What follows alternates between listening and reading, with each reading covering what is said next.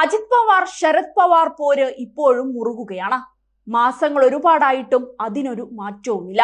ഇപ്പോഴിതാ NCPയിലെ അധികാരപ്പോരിൽ ശരത് പവാർ വിഭാഗത്തിന് കനത്ത തിരിച്ചടി കിട്ടിയിരിക്കുന്നു. യഥാർത്ഥ NCP അജിത് പവാർ നയിക്കുന്ന വിഭാഗമാണെന്ന് കേന്ദ്ര തെരഞ്ഞെടുപ്പ് കമ്മീഷൻ വ്യക്തമാക്കിയിരിക്കുകയാണ്.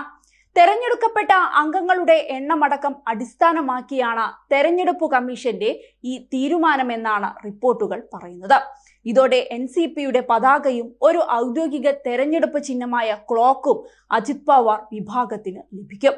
NCP പിളർത്തി ഭരണപക്ഷമായ BJPയുമായി കൈകോർത്ത അജിത് പവാർ വിഭാഗത്തിന് അനുകൂലമായി വിധി വന്നേക്കുമെന്ന പ്രതീക്ഷ നേരത്തെ തന്നെ ഉണ്ടായിരുന്നു. അതുതന്നെ സംഭവിക്കുകയും ചെയ്തു. അതുകൊണ്ട് പുതിയ വാർത്ത ശരത് പവാറിനെയും കൂട്ടരെയും ഒട്ടും അത്ഭുതപ്പെടുത്തിയിട്ടില്ല. നേരത്തെ ശിവസേനയിലും സമാനമായ വിധിയായിരുന്നു വന്നത്.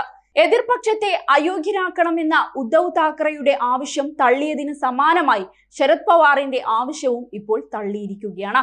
മഹാരാഷ്ട്രയിൽ NCPയിലെ 53 MLAമാരിൽ 40 പേരും 9 MLCമാരിൽ 5 പേരും അജിത് പക്ഷത്താണ്.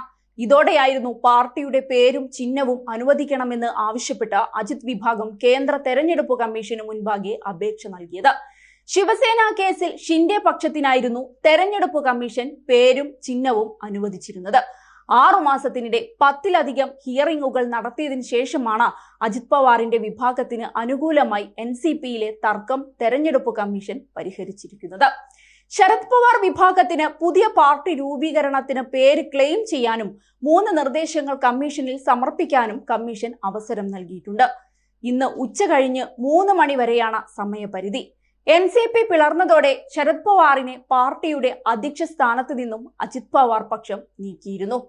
അതേസമയം BJP ശിവസേന സഖ്യ സർക്കാരിൽ ചേരുന്നതിനു മുൻപ് താൻ ശരത് പവാറുമായി ആലോചിച്ചിരുന്നുവെന്നും അദ്ദേഹം തീരുമാനത്തിന് അനുകൂലമായിരുന്നുവെന്നും അജിത് പവാർ നേരത്തെ തന്നെ പറഞ്ഞിരുന്നു. ഏതായാലും 89കാരനായ ശരത് പവാർ ഇതിലൊന്നും തളരില്ല. കാരണം വിരമിക്കാൻ സമയമായെന്നും പാർട്ടി ഭരണം തനിക്ക് കൈമാറണമെന്നുമുള്ള അജിത് പവാറിന്റെ പരാമർശത്തിന് ഒരിക്കൽ ശരത് പവാർ കിടിലൻ മറുപടി നൽകിയിരുന്നു. ഞാൻ ക്ഷീണിതനല്ല, വിരമിച്ചിട്ടുമില്ല. മുൻ പ്രധാനമന്ത്രി അടൽ ബിഹാരി വാജ്പേയിയുടെ ഈ വാക്കുകൾ കടമെടുത്ത് ശരത് പവാർ പറഞ്ഞു. ഞാൻ വിരമിക്കണമെന്ന് പറയാൻ അവർ ആരാണ്? എനിക്കിപ്പോഴും പ്രവർത്തിക്കാനാകും. മൊറാർജി ദേശായി ഏത് പ്രായത്തിലാണ് പ്രധാനമന്ത്രിയായതെന്ന് അറിയുമോ?